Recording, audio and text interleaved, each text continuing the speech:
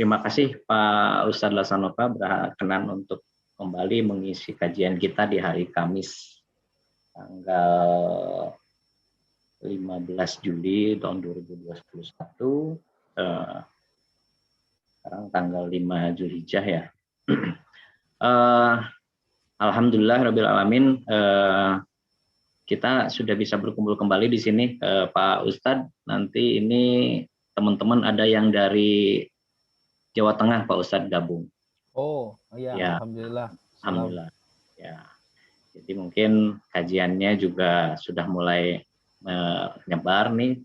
Alhamdulillah, semoga apa yang kami upayakan ini juga bisa terus berkembang. Amin.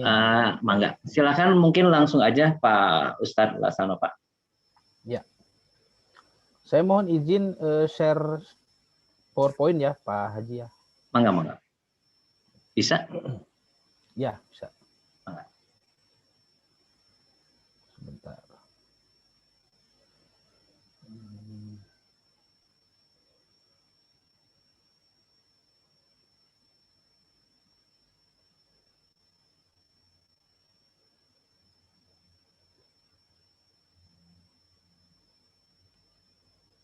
Ya. Baik, kita mulai ya. Bismillahirrahmanirrahim. Saya terlalu terang ya.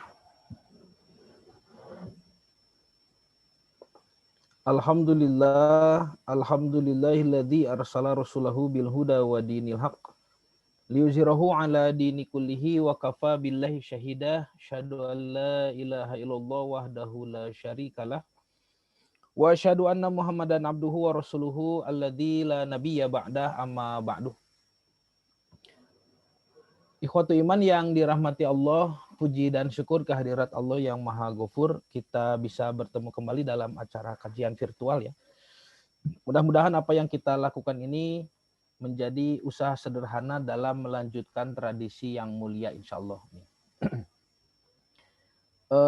Insya Allah tema yang akan disampaikan pada kesempatan kali ini adalah mengenai Islam pelanjut Millah Ibrahim. Jadi kalau waktunya mencukupi, mudah-mudahan selesai ya hari ini. Kalau tidak mungkin jadi nanti di hari Senin ya Pak ya? Insya Allah hari Senin. Haji. Ya, baik. Tapi mudah-mudahan saya usahakan mungkin selesai ya. Nggak usah terburu-buru Ustadz, yang penting kajiannya bisa Oh iya, siap. Kita punya waktunya soalnya ngepas ya sampai jam 1.30 juga. Mangga Ustadz. Oh iya, baik. Nah, bentar. Kita mulai daripada memahami bahwa tradisi 3 agama besar di dunia ini yang disebut dengan agama Samawi ya. Agama Samawi itu agama Yahudi, Kristen dan Islam, yang mana orang Yahudi sering mengatakan bahwa ketiga ini adalah sebagai Hanahnu Bnei Ab Echad ya. Hanahnu Bnei Ab Echad itu artinya kami adalah anak dari Bapa yang sama gitu. Anak dari satu Bapa, Bapa yang satu. Yaitu merujuk pada pribadi Nabi Ibrahim alaihissalam. Atau orang Yahudi menyebutnya Abraham ya. Abraham alif Hashalom. Nah. Oh mangga ya Bu Haji dari Ujung Berung ya, Bu Haji Erna ikut kajian. Ada juga jamaah dari Istiqomah ya, ini pada ikut jamaah. Alhamdulillah ya, jamaah-jamaah semuanya. Nah baik, kita lihat, misalkan ini ya Pak Haji, bukti bahwa ketiga tradisi agama tersebut menghormati Nabi Ibrahim alaihissalam. Nah kita bisa lihat dalam ketiga tradisi agama ini kita akan mendapatkan nama Ibrahim disebut sebagai bentuk penghormatan ya. Misalkan di dalam ritual Islam ini di teks nomor 1 ya, yang paling atas ya, itu adalah sholawat yang sering kita baca di setiap sholat ya. pada posisi duduk tahiyat. Kita mengucapkan sholawat kepada Nabi Muhammad SAW diikuti dengan nama Nabi Ibrahim ya. Kita membaca Allahumma sholli ala Muhammad wa ala ali Muhammad kama sholaita ala Ibrahim. Ini menunjukkan betapa pentingnya nama Ibrahim dalam akidah ya umat Islam. Kita sebut berapa kali itu ya di dalam sholat satu hari itu sampai diulang-ulang.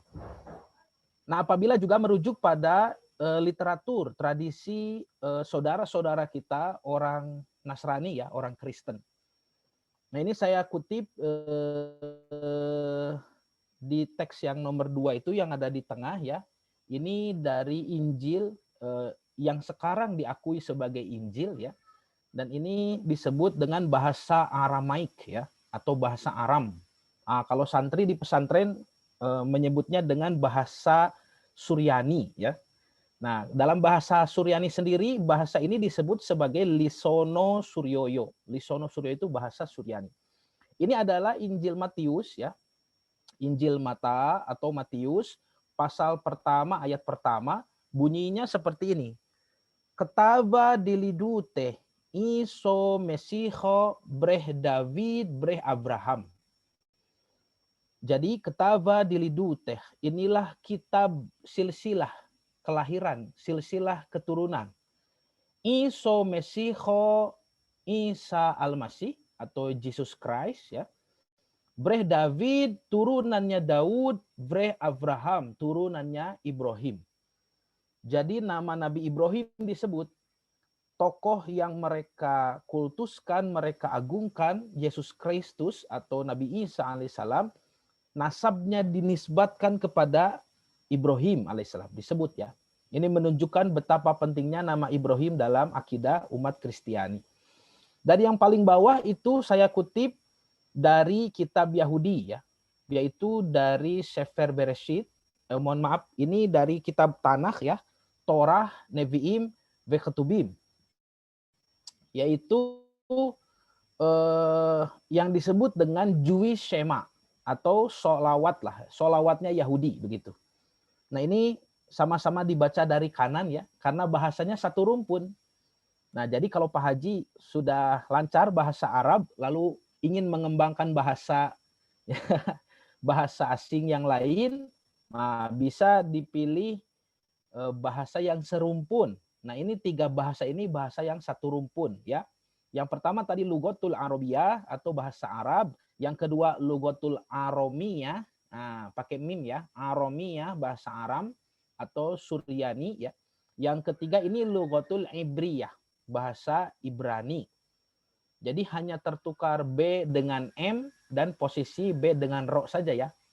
Arabiyah, Aromiyah kan. B dengan M itu sering tertukar karena satu artikulasi di bibir. Nah ini kalau ini bahasa Ibriyah, posisi ba dan ro-nya yang tertukar, bahasa Ibriyah. Tapi tentu saja ketiga bahasa ini bukan bukan saling mengutip, tidak begitu ya. Apakah bahasa Arab berasal dari bahasa Ibrani atau bahasa Ibrani dari bahasa Arab? Tidak begitu ya. Yang saya pelajari dari guru-guru bahasa Ibrani saya, itu beliau menjelaskan bahwa ketiga bahasa ini sama-sama merujuk pada bahasa yang lebih kuno, yaitu bahasa Akadia ya, atau Lisanum Akaditum, bahasanya Nabi Ibrahim alaihissalam yang saat itu dipergunakan di daerah Babilonia atau Irak sekarang, yang mana merupakan bahasa lingua franca atau bahasa internasional pada zamannya. Jadi kalau di zaman kita sekarang seperti bahasa Inggris begitu. Nah makanya kalau kita membaca sejarah Nabi Ibrahim alaihissalam, beliau kan hijrah tuh dari Irak ya ke Palestina, lalu juga sempat ke negeri Mesir, lalu sempat ke kota Mekah. Nah kalau ditanyakan Ibrahim ini berkomunikasi dengan bahasa apa saat itu? Maka jawabannya berkomunikasi dengan bahasa Akadia, karena saat itu bahasa Akadia adalah bahasa internasional atau lingua franca. Nah ini bahasa Ibrani sholawat ya, sholawat atau doa tradisi Yahudi berbunyi. Nah ini dibaca dari kanan ya. Yang huruf pertama dari kanan itu adalah huruf shin. Nah, sama ya, mirip dengan bahasa Arab, mirip dengan huruf hijaiyah. Huruf shin. Kemudian yang kedua ada huruf mem, itu huruf mem ya. Lalu yang ketiga itu huruf ain. Ain itu mirip lam alif dalam bahasa Arab ya. Nah, ini dibaca shema. Shema itu artinya dengarkanlah. Jadi kalau dalam bahasa Arab isma gitu ya. Kalau ini shema, Shema Yisrael. Adonai Eloheinu, Adonai Echad. Dengarkan hei Bani Israel. Allah itu Tuhan kita. Adonai Echad, Allah itu satu. Allah itu tunggal. Velohe Abeteinu, dan juga Tuhannya bapak-bapak kita. Velohe Abraham, Velohe Yitzhak, Velohe Yakov. Tuhannya Ibrahim, Tuhannya Ishak, Tuhannya Yakub. Nah, itu. Jadi sebetulnya ini Jewish Shema ini dibacakan dengan nada ya, disenandungkan. Jadi kalau orang Yahudi bacanya begini. Shema Yisrael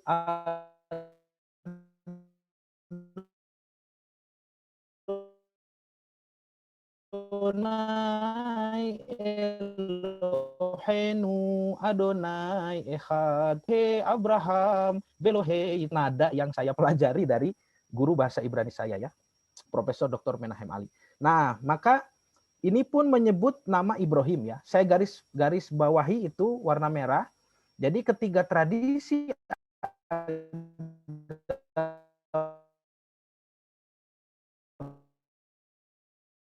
Mas Samawi ini dalam ritual pentingnya dan juga dalam kitab sucinya itu menyebut nama. Kita lihat dulu siapakah sebenarnya. Nah, ini pertama saya kumpulkan data dari kitab-kitab tarikh ya. Nah, ini kami di pesantren Ibnu Hajar ya, yang dibina oleh guru kami Al-Ustadz Amin Mukhtar, itu sering mengadakan penelitian-penelitian sejarah. Nah, maka ini data yang kami temukan berdasarkan bimbingan para guru tentang silsilah Nabi Ibrahim. Jadi beliau adalah keturunan Adam dari jalur Sis ya. Yang kita kenalkan putra Adam itu ada Habil, Qabil gitu ya. Nah, bukan dari sana, tetapi dari jalur yang lain. Dari Sis, kata para ahli sejarah, Sis ini menjadi nabi ya. Jadi Nabi Sis alaihissalam. Nah, maka Nabi Sis alaihissalam ini melahirkan Yanis, Yanis melahirkan Koinan, Koinan melahirkan Mahlail, Mahlail melahirkan Yarid, Yarid melahirkan Nabi Idris ya alaihissalam. Kemudian melahirkan Matusaleh, Lamih, dan Nabi Nuh alaihissalam. Nah, nanti yang menjadi penting bagi kita adalah putra-putra Nabi Nuh alaihissalam.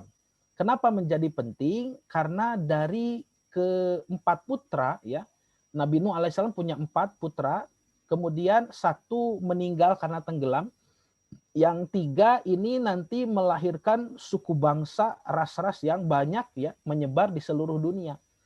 Dan kita juga nanti bisa mengidentifikasi apakah bangsa Yahudi yang sekarang ada di Israel itu Yahudi asli keturunan Bani Israel atau bukan. Itu dengan cara mengenal gestur ya, gestur atau jenis ras daripada turunan atau jalur ya nasab putra Nabi Nuh alaihissalam. Jadi yang pertama, Nabi Nuh memiliki anak bernama Sem ya. Ini Sem bapak moyangnya orang Timur Tengah. Nah, ciri fisiknya kulitnya merah, rambutnya keriting, hidungnya mancung, matanya bulat ya. Ya seperti orang Arab begitu. Nah, itu Sem. Nanti ada juga saudaranya yang lain, misalkan Ham. Ham itu kulitnya hitam ya, bapak moyangnya orang Afrika, orang Negro. Nah, kemudian ada juga Yafis. Yafis itu ciri kulitnya putih, Pak. Rambutnya pirang, matanya biru tapi sipit. Kata para ahli arkeologi, Yafis itu bapak moyang orang bule dan orang Cina. Nah, pertanyaannya kalau orang Indonesia turunan yang mana? Gitu ya. Pak Haji Dik-Dik ini sepertinya turunan mana ya? Turunan Yafis mungkin ya, karena putih gitu kan. Pak Haji Dik-Dik turunan Yafis.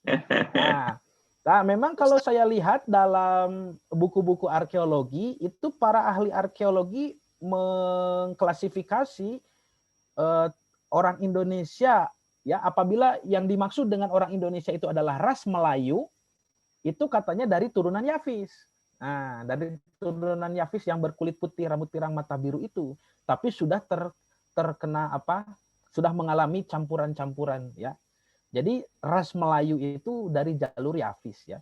Nah, maka dari Nabi Ibrahim itu bukan dari Ham, bukan dari Yafis, tapi dari Sem. Artinya secara fisik beliau itu seperti orang Arab, ya.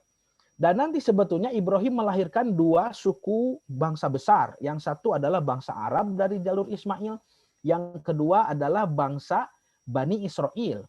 Artinya kalau Yahudi itu berasal dari bangsa Bani Israel, maka secara fisik Yahudi itu harus mirip dengan orang Arab. Nah, tetapi kan yang kita perhatikan sekarang, orang-orang Yahudi di Israel ini kenapa tidak seperti orang Arab, ya? Tetapi malah seperti orang bule, ya, seperti orang Barat, orang Eropa. Nah, karena itu suka disebut dengan istilah Yahudi Ashkenazim atau Yahudi Eropa. Nah, apakah mereka itu secara genetika adalah keturunan dari bangsa Bani Israel? Nah, itu memang kajian yang menarik, ya, yang tentu saja tidak bisa dibahas sekarang. Nah, dari Sam ini lahir Arfakhshad. Arfakhshad itu melahirkan Syalih, Syalih kepada Abir, Abir ke Palih, Palih ke Ra'u, Ra'u ke Sarug, Sarug ke Nahur. Nahur melahirkan Tarikh atau bahasa Ibraninya Terah, ya. Ini dikatakan bapaknya Ibrahim yang oleh Al-Qur'an disebut sebagai Azar, tukang pahat patung. Ada juga ulama ahli tafsir yang menyatakan sosok yang berbeda antara Tarikh dan Azar. Tarikh itu bapaknya, Azar itu pamannya. Ada juga yang berpendapat seperti itu. Nah, tetapi di sini kita bisa lihat bahwa Nabi Ibrahim adalah generasi ke-18 turunan Nabi Adam. Sekaligus generasi ke-10 turunan Nabi Nuh, bapak manusia kedua, Noah, ya. Masa hidup sekitar 2000 tahun sebelum Masehi, dan beliau diutus kepada kaum Kaldan di negeri Ur, ya, di Babylon, atau sekarang yang disebut dengan negeri Irak. Nah, jadi Ibrahim itu orang Irak, Pak. Nah, maka nanti dari jalur Ismail alaihissalam, ya, karena Nabi Ibrahim menikahi Siti Hagar atau Siti Hajar. Dan Siti Hajar itu bukan budak, ya. Nah, kita sering mendengar di buku-buku sejarah waktu SD dulu, Ibrahim menikahi budak hitam dari Mesir. Nah, itu Hajar itu bukan budak, ya.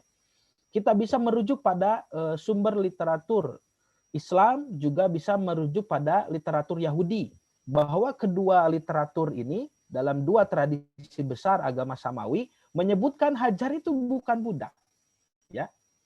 Nah, di dalam sejarah Islam, ya, kitab-kitab sejarah Islam, Siti Hajar itu disebut sebagai khodimah. Nah, khodimah ini kan berbeda dengan abdah, ya, abdah, ya, atau mu'tikoh, ya, yang artinya hamba sahaya. Khodimah itu bukan hamba sahaya tetapi pelayan. Jadi orangnya merdeka, cuma pekerjaannya sebagai pembantu, gitu, ya, pelayan, ya, membantu Siti Sarah waktu itu karena memang dihadiahkan oleh Raja Mesir di zaman Nabi Ibrahim, yang mana dikatakan dalam sumber sejarah Yahudi, rabi-rabi Yahudi mengatakan Hajar itu putri daripada Raja Mesir. Jadi putri Raja Mesir yang ada di zaman Nabi Ibrahim, ya. Jadi wanita terhormat. Nah, Hagar melahirkan Ismail, Ismail nanti melahirkan bangsa Arab, ya, ketika menikahi bercampur dengan orang-orang Arab dari Yaman, suku Jurhum. Nah, tetapi dari jalur Sarah, ya, Siti Sarah alaihissalam melahirkan Ishak, dan Ishak menikahi perempuan bernama Ribqah binti Azar, atau orang Barat menyebutnya Rebeka, ya, Siti Ribqah. Nanti melahirkan dua putra kembar, yaitu Esau dan Yakub. Nah, ini, ya. Nah, disebut Yakub karena secara bahasa artinya tumit. Nah, tumit, ya, kaki tumit. Karena Nabi Yakub ketika lahir tumitnya nyangkut di tumitnya Esau, ya, ini kembarnya. Nah, maka diberi nama Yakub, si tumit, gitu, Pak. Kalau Ismail itu Tuhan mendengarkan, ya. Mendengarkan doa Ibrahim ingin punya anak. Atau ada juga mengatakan anak ini akan mendengarkan Tuhan. Dari kata Yeshma artinya mendengar, dan Il itu artinya Tuhan. Kalau Ishak, ya, dari kata sohak artinya tertawa. ya, tertawa karena Siti Sarah merasa geli ketika dikatakan oleh malaikat beliau akan melahirkan di waktu usia tua.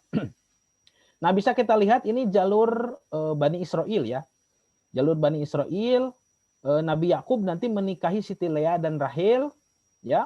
Kemudian punya hamba sahaya. Nah, kalau ini hamba sahaya ya, Bilha dan Zilfa. Dari 4 perempuan ini Yakub memiliki putra 12, yang mana semuanya laki-laki. Ya, semuanya laki-laki, dan setiap satu orang putra Yakub itu melahirkan satu suku bangsa. Nah, yang disebut dengan satu misalkan dari putra yang bernama Ruben melahirkan suku bangsa Rubini. Simon melahirkan suku bangsa Simeoni. Lalu ketiga Lewi melahirkan suku bangsa Lewiyah. Dari sini Nabi Musa dan Nabi Harun lahir. Yang keempat Yudah atau Yahud melahirkan suku bangsa Yahudi. Jadi Nabi Musa alaihissalam yang diagungkan oleh orang Yahudi, mereka menyebutnya Moshe. Moshe Rabenu alaih shalom, atau Musa guru kami ya alaihissalam, itu bukan orang Yahudi. Nabi Musa itu bukan orang Yahudi, tapi orang Lewi. Nah, kemudian ada Dan ya nomor 5 itu melahirkan suku bangsa Dani, Naftal melahirkan suku bangsa Naftali, Zad melahirkan suku bangsa Zadiani, Asher melahirkan Asheri, Issakhar melahirkan suku bangsa Issakharia, Zabulon melahirkan suku bangsa Zabelani, lalu ada Nabi Yusuf, nabi yang ganteng gitu ya. Melahirkan suku bangsa Eosofi, nanti pecah jadi 2 suku bangsa, Efraim dan Manise ya, suku Manise dan Efraim. Nanti dari turunan Yusuf ini muncul Nabi Yusha bin Nun. Nah, muridnya Nabi Musa alaihissalam ya, yang bernama Nabi Yosua. Orang Kristen menyebutnya Joshua. Karena itu Yahudi dalam bahasa Inggris disebut Jewish, artinya orang-orang Joshua ya, Jewish people. Lalu yang terakhir Bunyamin, melahirkan suku bangsa Benyamin. 12 suku bangsa ini, bayangkan itu seperti 12 RW gitu Pak ya. Nah, ini 12 RW tergabung dalam satu desa gitu ya. Nah, ini masyarakat satu desa ya di Yerusalem, disebut anak keturunan Yakub yang bergelar Israel, maka disebut Bani Israel. Ini turunan Nabi Ibrahim. Nah, maka dari Bani Israel dan bangsa Arab ini melahirkan 3 agama samawi, tadi Yahudi, Nasrani, dan Islam, yang mana ketiga-tiganya mengakui Ibrahim sebagai bapak iman mereka.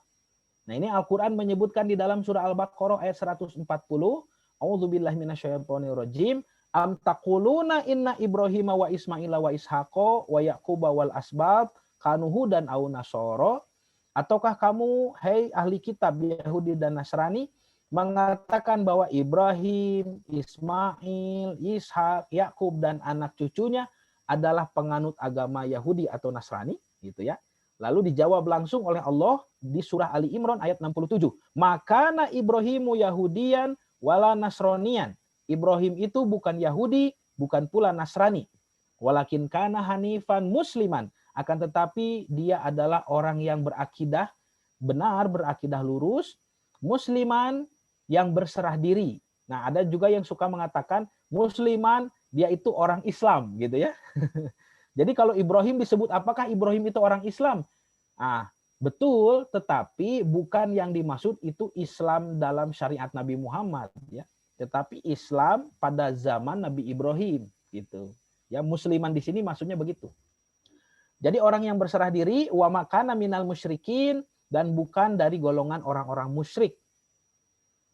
Seperti kalian, hei Yahudi dan Nasrani, begitu maksudnya. Nah, maka karena Nabi Ibrahim itu, satu lagi ya, ada di surah Al-Baqarah ayat ke-124. Maaf ini tidak tercantum ya. Jadi mohon dicatat kalau ada yang mencatat, Al-Baqarah 124 juga menyebut Ibrahim diberikan pangkat ketiga selain Nabi dan Rasul. Jadi pangkat pertamanya Nabi, pangkat keduanya Rasul, yang ketiga beliau diangkat sebagai imam. Ya. Jadi Allah berfirman, wa idzi betala Ibrahima rabbuhu bikalimatin fa'atammahunna qala inni ja'iluka linnasi imaman qala wa min dzurriyyati qala la yanalu ahdi zalimin. Allah berfirman, kami uji ya, atau telah diuji. Dan ingatlah ketika Ibrahim diuji oleh Tuhannya ya, dengan beberapa kalimat, maksudnya perintah dan larangan. Lalu disempurnakan. Setelah itu Allah berfirman, inni ja'iluka linasi imaman. Aku akan menjadikan kamu, hai Ibrahim, sebagai imam bagi orang-orang, bagi manusia. Nah, maka karena Nabi Ibrahim itu posisinya sebagai imam, kalau pangkat itu kan kaitannya dengan tugas ya. Pak Haji Dik-Dik ini punya pangkat ya, gitu kan, di perusahaan, artinya kan punya tugas.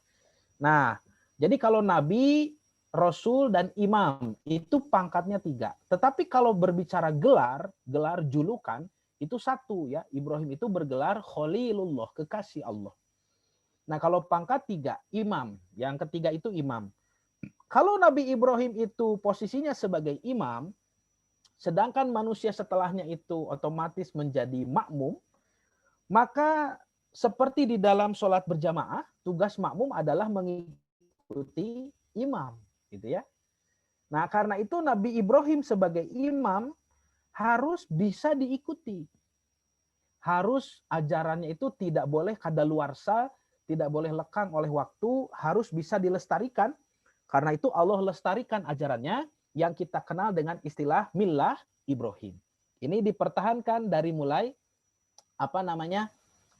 dari mulai zaman Nabi Ibrahim sampai kepada zaman Nabi Muhammad SAW dan terus sampai ke akhir zaman ya. Nah, kita mengenal dengan istilah millah Ibrahim. Mohon maaf ini. Nah, apa saja millah Ibrahim itu? Nah, bisa kita lihat ini ya. Millah Ibrahim itu yang pertama misalkan ibadah khitan. Nah, ibadah khitan, kemudian ibadah itikaf juga sama ya. Membangun masjid, lalu ibadah haji, ibadah kurban. Ini millah Ibrahim yang terkenal. Nah, apabila kita ingin menilai atau mengkaji ya, di antara 3 tradisi agama samawi tadi, manakah agama yang masih konsisten melaksanakan millah Ibrahim? Karena ketiga agama ini sama-sama mengklaim atau mengaku bahwa agama mereka adalah turunan imannya Ibrahim, seperti tadi dikatakan oleh Al-Quran. Nah, apabila kita lihat ya, dari mulai millah yang pertama. Oh, ini lewat saja ya. Nanti kita bisa membongkar dosa-dosa ahli kitab ya. Ketika mereka sudah tidak lagi mengindahkan atau menghiraukan millah Ibrahim tersebut. Karena dosa ini disebut oleh Allah di dalam surah Al-Baqarah ayat 61 bahwa mereka dimurkai oleh Allah karena dzalika bi annahum kanu yakfuruna bi ayatillah. Mereka itu kufur kepada ayat Allah, wa yaqtuluna nabiyyina bighairil haq, dan mereka membunuh para nabi dengan jalan yang tidak hak ya. Nah, baik kita masuk kepada millah Ibrahim yang pertama. Millah Ibrahim yang pertama adalah ibadah khitan. Nabi Muhammad SAW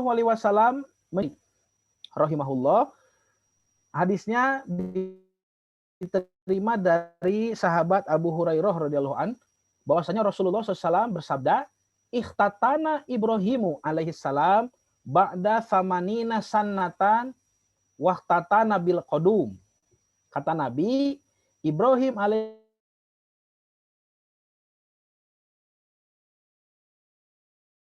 salam berkhitan setelah usia 8 kodum, pakai kampak gitu Pak, di hitannya. Nah, ini tergantung cara baca ya. Kalau bil kudum itu di satu tempat bernama kudum gitu. Ya, kalau bil kodum pakai kampak. Nah, apakah kita kaget mendengar bahwa Nabi Ibrahim ini dihitan di usia 80 tahun? Kalau kita merujuk pada data sejarah, dikatakan bahwa Ibrahim alaihissalam itu ketika wafat usianya mencapai 175 tahun. Ada juga yang mengatakan 270 tahun. Kalau saya ambil yang paling panjang ya 270 tahun. Misalkan, maka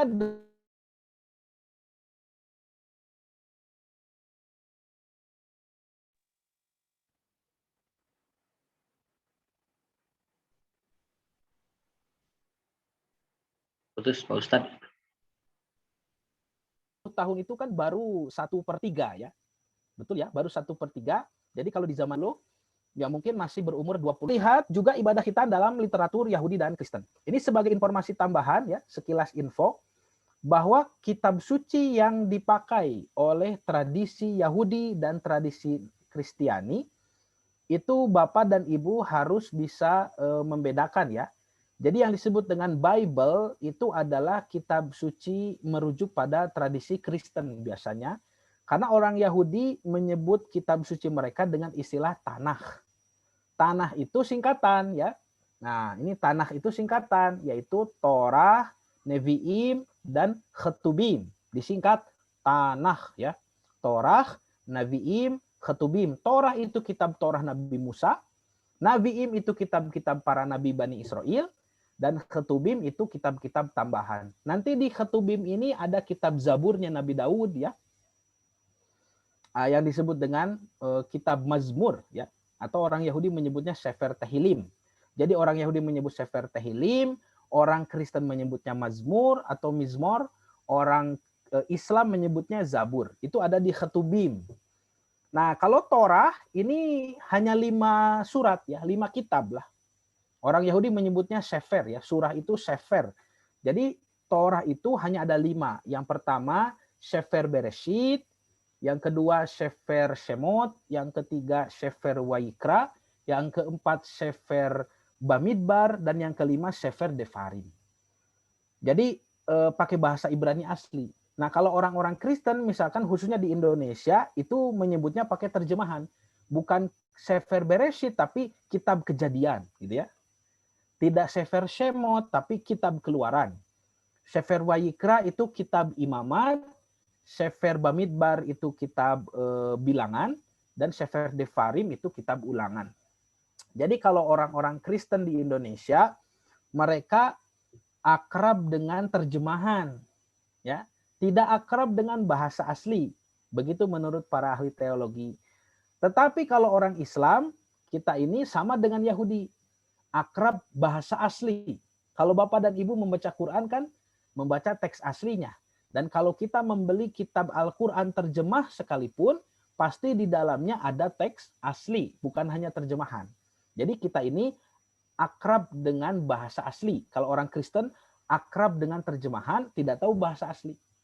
Kalau Bapak dan Ibu akrab bahasa asli, tidak tahu terjemahnya, kan begitu.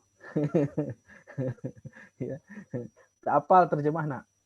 Nah, sementara itu ya, kitab Torah, Nevi'im, dan Ketubim ini masuk pada Bible ya, diadopsi oleh tradisi Kristiani dengan sedikit perbedaan jumlah surat yang mereka sebut sebagai perjanjian lama gitu.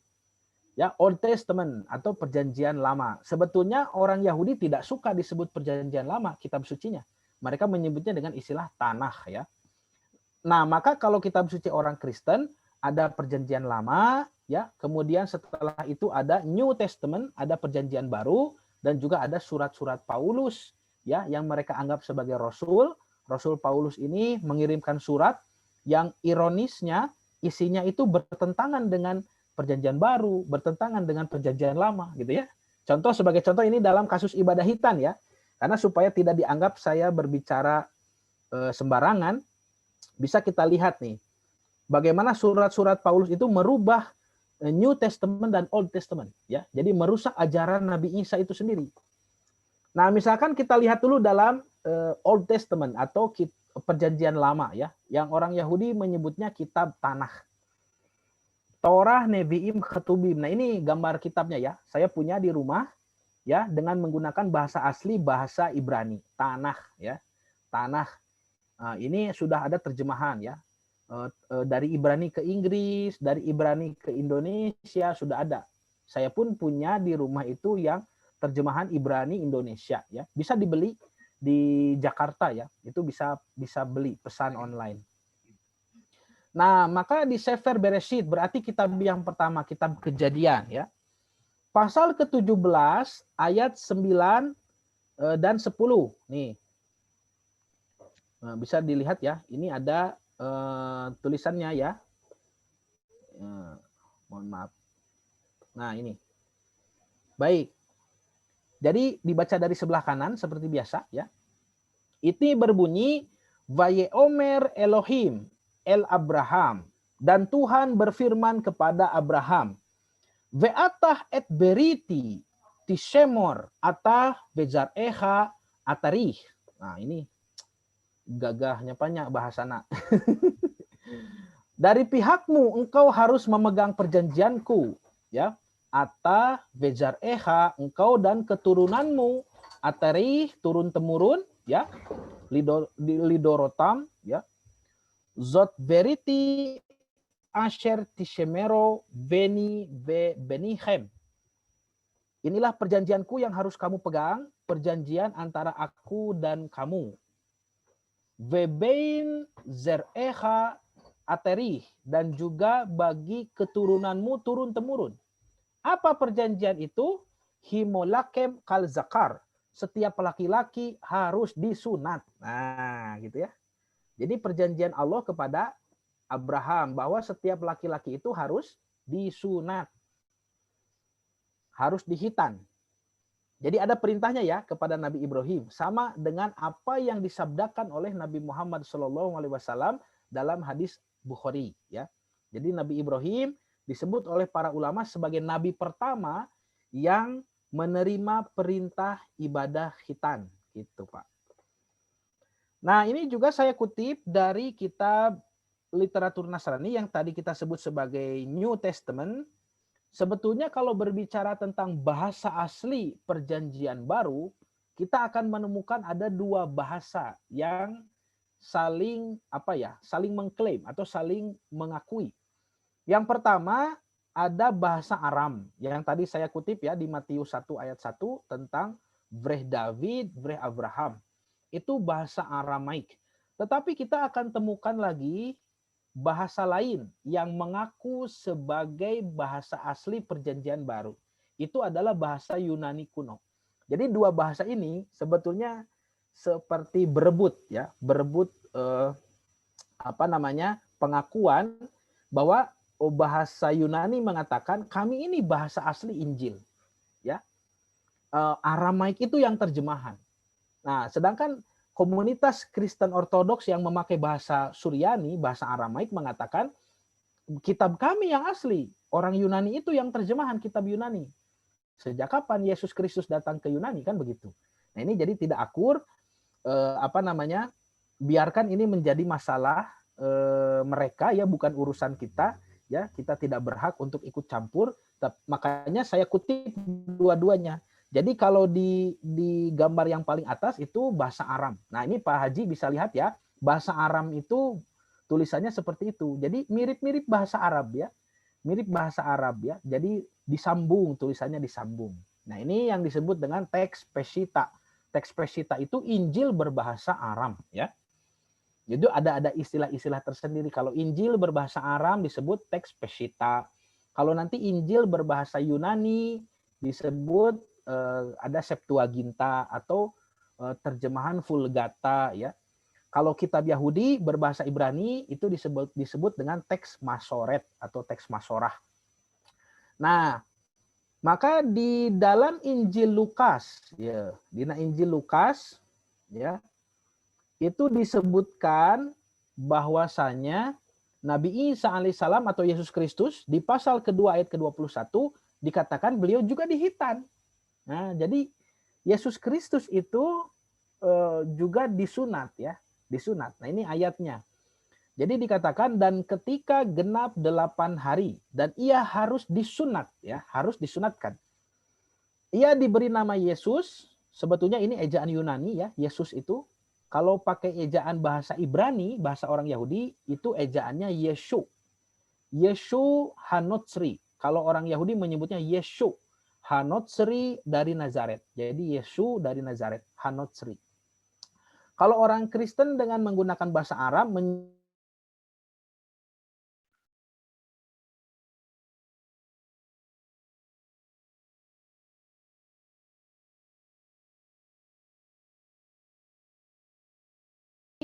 diberi nama ya, bayi itu dengan nama Yesu, lalu dihitan. Nama Yesus itu adalah nama yang disebut oleh malaikat sebelum ia dikandung ibunya. Nah, ini dikatakan berarti Nabi Isa alaihissalam itu dihitan pada usia ke 8 hari ya, pada usia 8 hari. Jadi masih kecil sudah disunat karena mengikuti milah Ibrahim, begitu ya. Nah, bagaimana dengan Nabi Muhammad SAW? Saya cari-cari riwayat yang menjelaskan langsung apakah Nabi Muhammad itu dihitan atau bagaimana.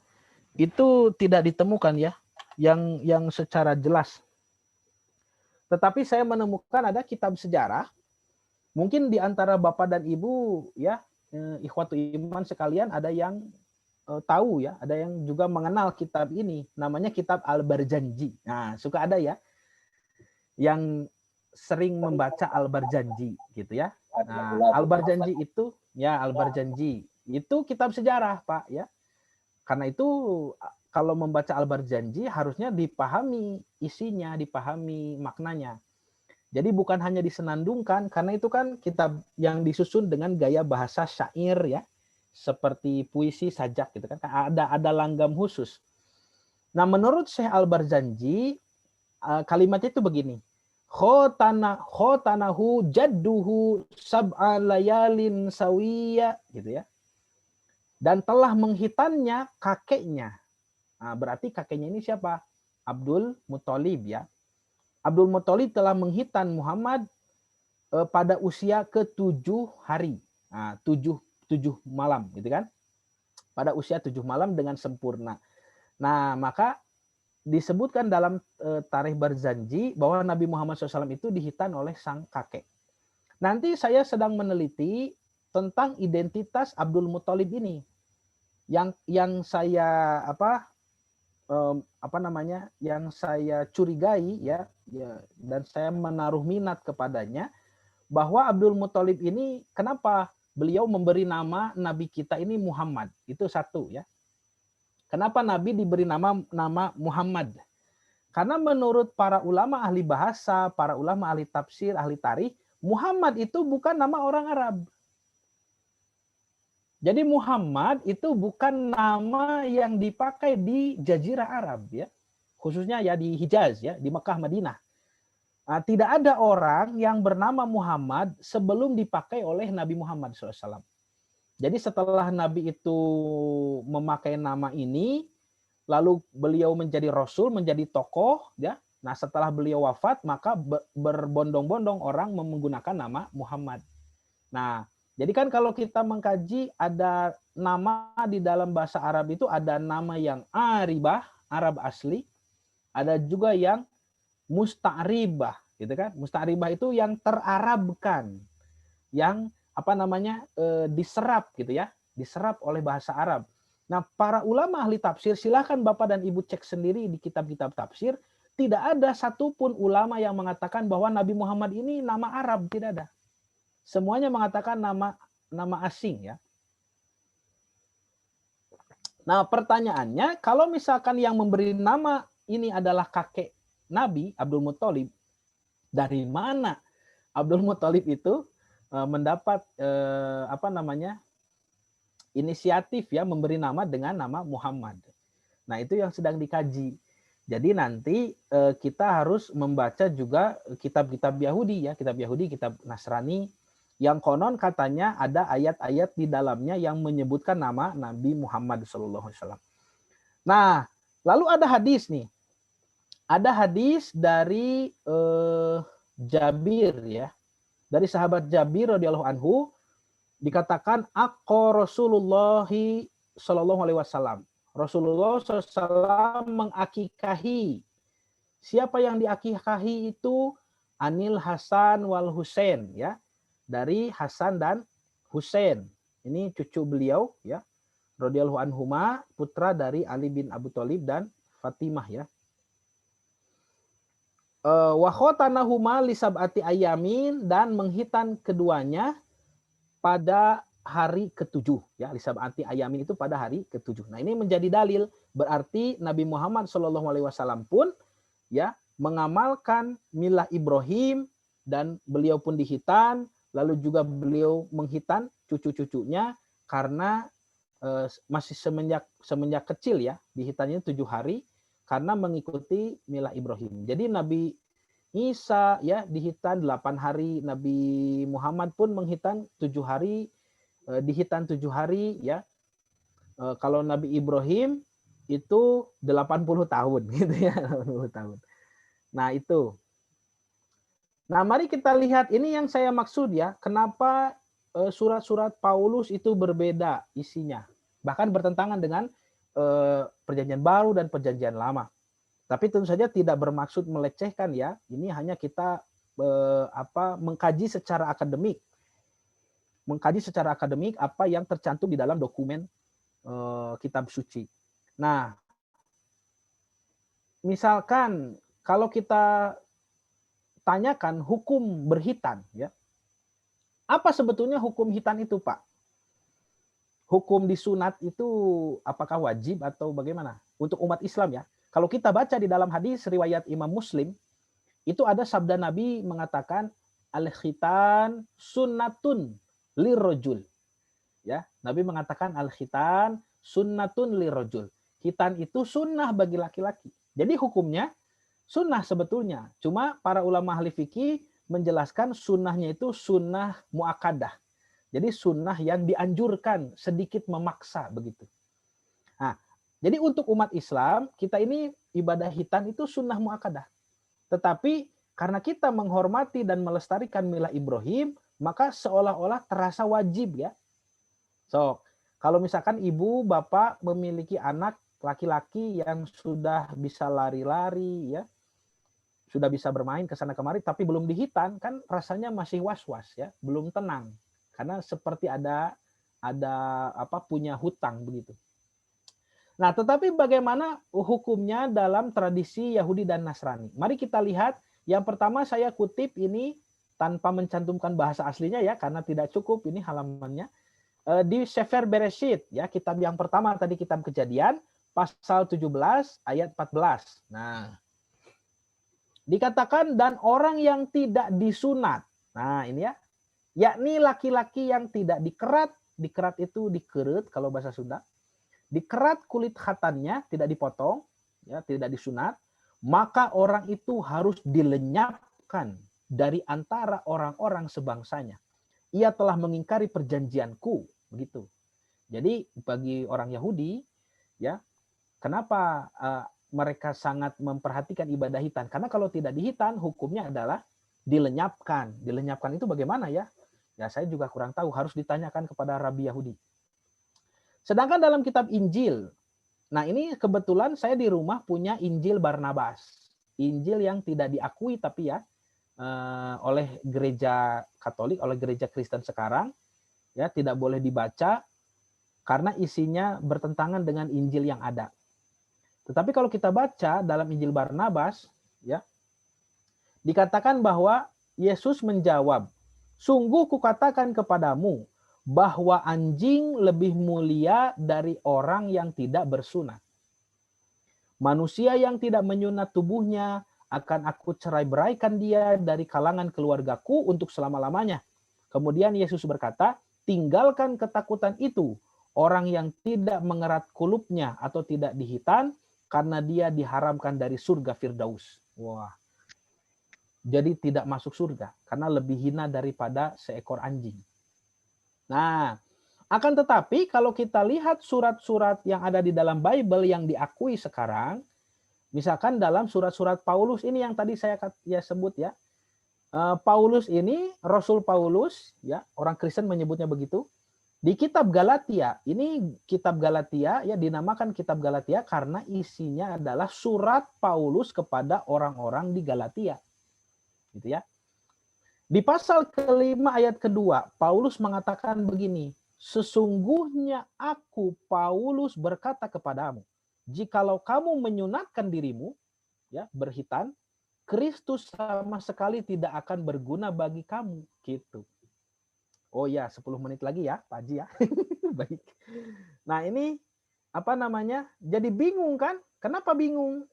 ya mengamalkannya harus seperti apa?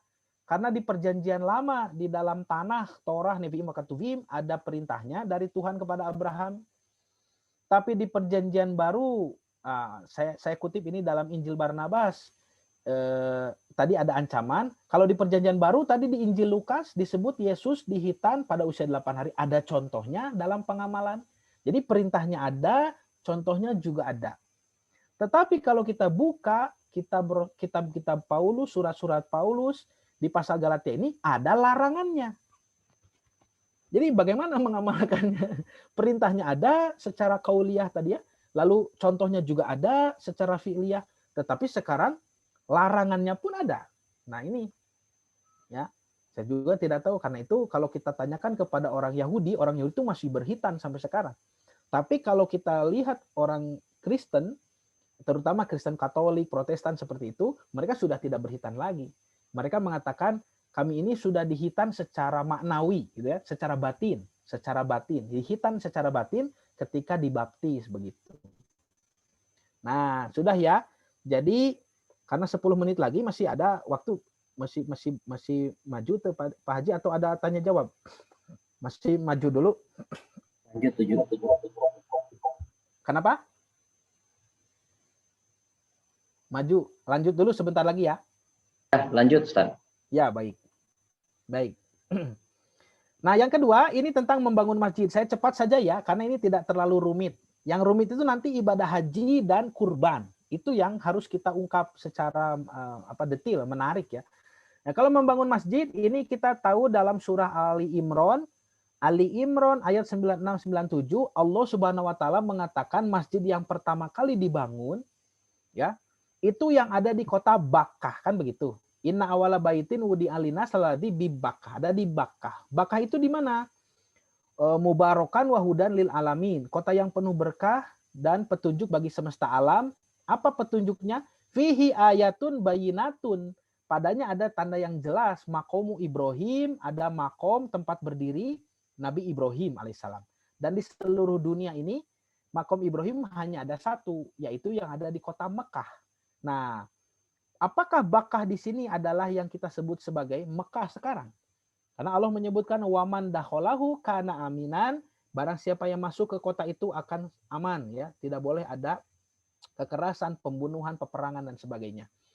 Nah, maka misteri kota Bakkah ini menjadi petunjuk penting. Nah, saya jelaskan kemarin di episode yang lalu, di pertemuan yang lalu, tentang mukjizat Al-Quran dalam kajian kebahasaan. Bagaimana Al-Quran itu mampu menjelaskan isyarat-isyarat keilmuan, gitu ya. Nah, ini juga isyarat satu kosakata ini. Jadi Bakkah ya, ini menjadi misteri. Saya jawab dari 3 sudut pandang. Yang pertama ahli tarikh, ahli sejarah, kemudian ahli bahasa dan ahli tafsir terkait hikmah kenapa ada nama Bakkah. Yang pertama ahli tarikh. Ahli tarikh itu mengatakan bahwa Bakkah adalah nama kuno kota Mekah. Nah, Bakkah ini nama kuno kota Mekah. Jadi dulunya bernama Bakkah, kemudian menjadi Mekah. Menurut ahli bahasa, kenapa dari Bakkah berubah jadi Mekah? Nah, karena satu makhraj, satu artikulasi di bibir. Seperti tadi Arabiyah dengan Aromiyah. Ba dengan mim itu kan mau diusyafatain, keluar dari bibir ya. Ada 4 huruf yang keluar dari bibir, ba, mim, waw dan fa, gitu kan. Ini disebut dengan 4 huruf labium. Dalam bahasa Latin, labium artinya bibir. Maka sering tertukar. Ya, seperti kalau di kita teng baja jadi teng wajah, gitu ya. Nah, kemudian wanita itu dari bahasa Latin bonito, jadi banat, bintun, binti kalau dalam bahasa Arab jadi wanita. Itu memang sering tertukar. Nah, tetapi menjadi menarik di sini bahwa kenapa ketika Allah menyebutkan kata Bakkah di dalam Ali Imran, tetapi kita bisa temukan di dalam surat yang lain Allah bahkan menyebut Mekah gitu, Pak. Contoh misalkan surat Al-Fat ya, surat Al-Fat ayat ke-24 kalau tidak salah. Itu Allah menyebutnya dengan nama Mekah ya. Oh, saya tidak cantumkan ya ayatnya di sini ya, tidak apa-apalah. Jadi di surat Al-Fat ayat 24 ya, mohon dicatat. Itu Allah menyebutnya Mekah. Jadi ketika Nabi Muhammad menerima Al-Quran, memang kota itu sudah tidak disebut Bakkah. Jadi Nabi sendiri menyebutnya dengan istilah Mekah. Nah, lalu para ahli sejarah sepakat itu adalah nama kunonya, dan para ahli bahasa juga menyebutkan analisa secara linguistik, ya, kajian linguistik, memang dari B itu tertukar dengan M karena satu artikulasi di bibir. Nah, sekarang hikmahnya, ini tugas ulama ahli tafsir. Hikmahnya apa? Kenapa Allah memperkenalkan dua versi nama kota Mekah? Berarti di dalam Quran kita diajarkan oleh Allah nama Mekah itu ada dua, ada Mekah, ada Bakkah, gitu ya. Nah, ternyata ketika dikonfirmasi kenapa para ulama ahli tafsir menjelaskan bahwa loh ini kelewat ya, mohon maaf, mana kitab Mazmurnya ini? Bahwa ternyata dalam kitab Yahudi itu masih tercantum nama Mekah. Wah, sudah tidak ada ya. Mohon maaf nih lupa dicantumkan. Jadi kalau kita buka kitab Mazmur, kitabnya Nabi Daud alaihissalam, maka di dalam kitab Mazmur itu ada disebut lembah Bakkah gitu ya. Nah, lembah Bakkah, lembah yang bermata air gitu. Jadi artinya Bakkah itu memang dikenal dari zaman dulu. Di dalam kitab Nabi Daud pun ya, kota itu disebut Bakkah. Nah, itu wallahu a'lam bishawab. Nah, sebagai penutup ya, saya juga ini sebagai penutup ya. Ini masjid yang dibangun setelah Nabi Ibrahim membangun Masjidil Haram. Ini Masjid Al-Aqsa dibangun oleh Nabi Yakub alaihissalam secara sederhana, lalu nanti dibangun kembali, direnovasi ulang oleh Nabi Sulaiman alaihissalam. Nah, kalau kita datang ke Yerusalem melihat Al-Aqsa, kita kan bingung sebetulnya masjid mana yang dimaksud dengan Al-Aqsa itu. Karena di sini ada 3 bangunan kan, ada masjid yang kubahnya emas, ada masjid yang kubahnya hijau, keabu-abuan itu, ada juga nanti masjid burok ya. Jadi ada tiga masjid. Kemudian ada tembok ratapan Yahudi di sana itu, dan katanya ada gereja kecil. Jadi ada 3 tempat beribadah 3 agama. Nah, sebetulnya yang disebut dengan Al-Aqsa itu bukan bangunan yang saya sebutkan tadi. Ya, saya ikut kuliah online ya, kajian mahasiswa dari Oxford University yang mengkaji tentang hal ini, bahwa yang dimaksud dengan Al-Aqsa itu adalah kompleks ya, kompleks ini wilayah kompleks yang dibatasi dengan benteng itu. Jadi yang di dalamnya ada Masjid Kubah emas, Masjid Kubah hijau, lalu Masjid burok. Masjid Kubah emas ini kan disebut the Dome of Rock atau Masjid Kubah Sokhro. Kemudian ada Masjid Kibli ya, yang kubah hijau itu sebetulnya Masjid Kibli itu. Masjid Kibli, lalu ada Masjid burok yang kecil di pinggir itu. Lalu ada tembok ratapan Yahudi. Nah, inilah satu komplek Al-Aqsa. Jadi Masjid Al-Aqsa itu besar sekali dulu itu ya, di zaman Nabi Sulaiman. Nah, lalu manakah yang dijadikan kiblat oleh orang Yahudi? Itu terdapat di bawah kubah yang berwarna emas itu. Makanya disebut the Dome of Rock ya. Dome of Rock itu kubah batu. Jadi di bawahnya itu ada batu suci. Nah, ini batu suci yang dimaksud. Nah, orang Yahudi menyebutnya dengan istilah Hastiyah gitu ya.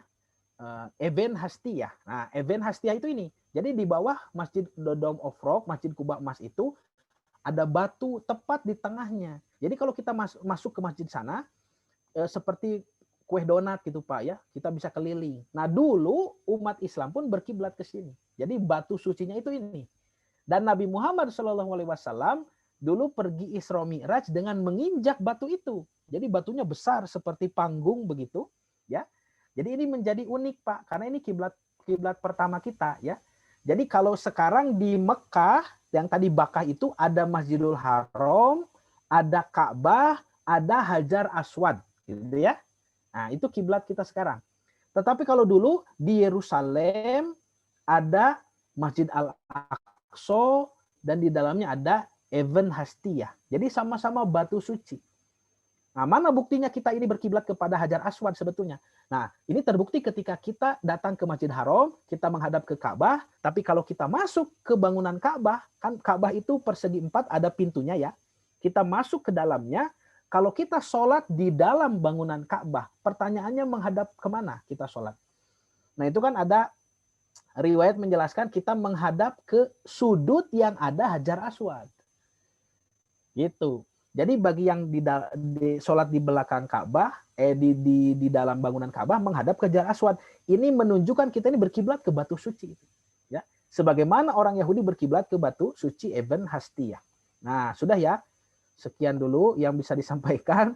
Nanti insya Allah dilanjutlah ya hari Senin ya. Nanti diinformasikan kembali ya Pak Haji ya. Ya. Jadi baru ke pembangunan masjid ya. Nah, baik silakan kalau ada ya selanjutnya saya kembalikan kepada host ya Pak Haji, silakan. Atur nuhun, terima kasih Pak Ustadz. Ini yang ikut kajian banyak ya, 102 orang sekarang Pak Haji. Ya hadir. Alhamdulillah. Sama Pak. Ya. Alhamdulillah. Wah, Pak Haji Welid ini dari Ya, Pak Haji Welid dari Antapani, Setra Dago. Alhamdulillah, ini orang tua saya di Antapani. Ya, Pak Haji atur nuhun. Iya, alhamdulillah rabbil alamin, hatur nuhun Pak Ustadz Laksana atas kajian yang disampaikan di siang hari ini. Mungkin masih banyak yang akan dibahas dan banyak sekali yang menjadi pertanyaan dan apa ini nanti sambungannya, benang merahnya sampai ke ibadah kurban gitu ya. Nah ini mungkin ya. Jamaah insya Allah saya sendiri sih jadi penasaran gitu. Gimana nanti cerita akhirnya atau sambungannya sampai mana gitu. Insya Allah mungkin hari Senin kita akan lanjutkan lagi kajian dari Ustadz Laksana ini. Terima kasih Pak Ustadz sudah bisa memberikan kajian di siang hari ini, dan para jamaah sekalian, alhamdulillah sekarang sudah mencapai 67, 68 dengan saya jumlah pesertanya. Saya masih mau mengajak lagi, mangga hari Senin bergabung ba'da zuhur. Mungkin ada yang zuhur dulu, tadi juga Ustadz Laksana saya WA sedang zuhur pasti karena agak telat. Semuanya sholat zuhur dulu, jadi nggak pas jam 12, jam 12 lebih kita mulai, dan waktunya mohon maaf memang kita setkan hanya sampai jam 13.30. Tapi itu tidak menjadi satu halangan atau kendala kita untuk menuntut ilmu bersama Ustadz kita ini. Mungkin itu dulu sementara Bapak Ibu jamaah sekalian, Pak Ustadz, sekali lagi terima kasih. Semoga apa yang kita dapatkan di kajian hari ini bisa bermanfaat untuk kita, menjadi amal ibadah kita juga untuk pada saat menuntut ilmu seperti ini. Itu aja dulu mungkin dari saya. Mohon izin saya tutup kajiannya, Ustadz. Ada yang mau disampaikan dulu, Pak Ustadz? Oh, tidak ya. Sampai bertemu lagi di pertemuan selanjutnya lah. Enggak, siap. Insya Allah kita lanjut Senin. Dari saya, Masjid Darul Ihsan Kalong, kami ucapkan terima kasih. Teman-teman di Jawa Tengah, Senin silahkan gabung lagi ya. Atur nuhun, silahkan undang yang lain. Assalamualaikum warahmatullahi wabarakatuh. Waalaikumsalam warahmatullahi wabarakatuh.